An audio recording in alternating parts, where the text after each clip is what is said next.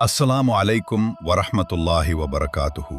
அன்பார்ந்தவர்களே, அநீதி இழைத்தவர்கள் மரணத் தருவாயில் இருக்கும்போது மலக்குகள் அவர்களின் உயிரை எப்படி கைப்பற்றுவார்கள் என்பது பற்றி திருக்குரானும் நபிமொழிகளும் மிகத் தெளிவாக எச்சரிக்கின்றன.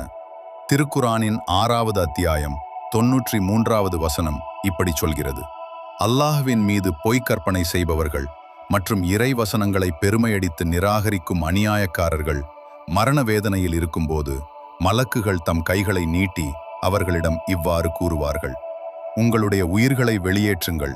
இன்றைய தினம் நீங்கள் இழிவு தரும் வேதனையை கூலியாக கொடுக்கப்படுவீர்கள். ஏனெனில் நீங்கள் உண்மையல்லாததை அல்லாஹ்வின் மீது கூறிக்கொண்டிருந்தீர்கள். இன்னும் அவனுடைய வசனங்களை நம்பாது பெருமையடித்துக் கொண்டிருந்தீர்கள் என்று மலக்குகள் கூறுவதை நீங்கள் காண்பீர்கள். இது குறித்து அன்னை ஆயிஷா ரலியல்லாஹு அன்ஹா அவர்கள் அறிவிக்கும் ஒரு நபிமொழியை சஹீஹ் முஸ்லிமில் பார்க்கலாம். அல்லாஹ்வின் தூதர் ஸல்லல்லாஹு அலைஹி வஸல்லம் அவர்கள் கூறினார்கள்: யார் அல்லாஹ்வை சந்திக்க விரும்புகிறாரோ அவரை சந்திக்க அல்லாஹ்வும் விரும்புகிறான். யார் அல்லாஹ்வை சந்திப்பதை வெறுக்கிறாரோ அவரை சந்திப்பதை அல்லாஹ்வும் வெறுக்கிறான்.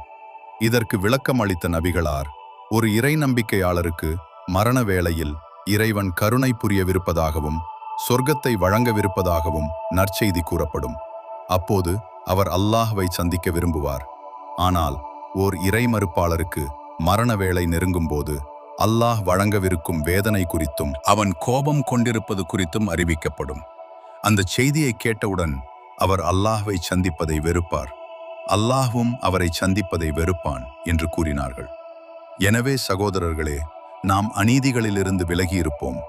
மரணத் தருவாயில் அல்லாஹ்வை சந்திப்பதை அதிகம் விரும்புவோராகவும் புனிதமான கலிமாவோடு மரணிப்பவர்களாகவும் அல்லாஹ் நம்மை ஆக்கி அருள் புரிவானாக.